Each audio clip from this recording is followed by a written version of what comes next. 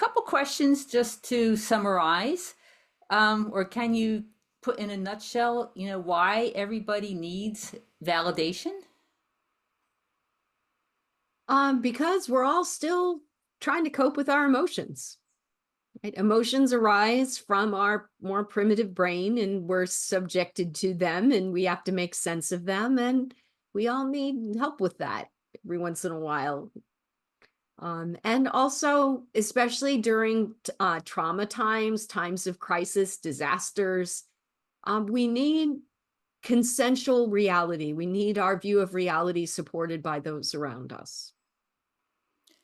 Okay, and just to summarize again, how would you describe emotional invalidation?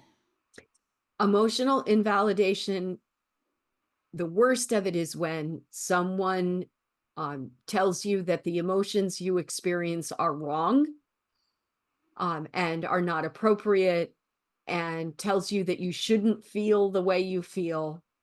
And I want to distinguish between telling someone, oh, you shouldn't feel that way, and embracing someone and saying, it's tough to feel this way. How can I help you cope with this? Right. Mm, So some people who maybe aren't, that bad would be invalidating as because they don't know how to comfort and be with someone who's having a difficult time. hmm.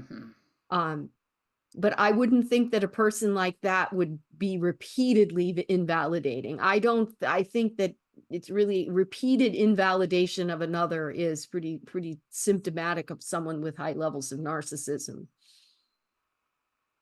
Okay, and again, why is emotional invalidation harmful to people?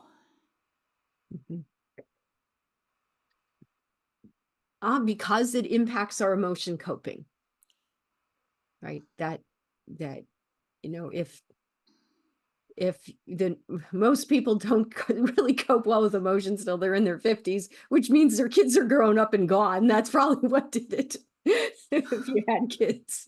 um and so it just makes it all the harder, because when you've been invalidated, you still have to cope with the emotion, and then you also have to cope with the invalidation.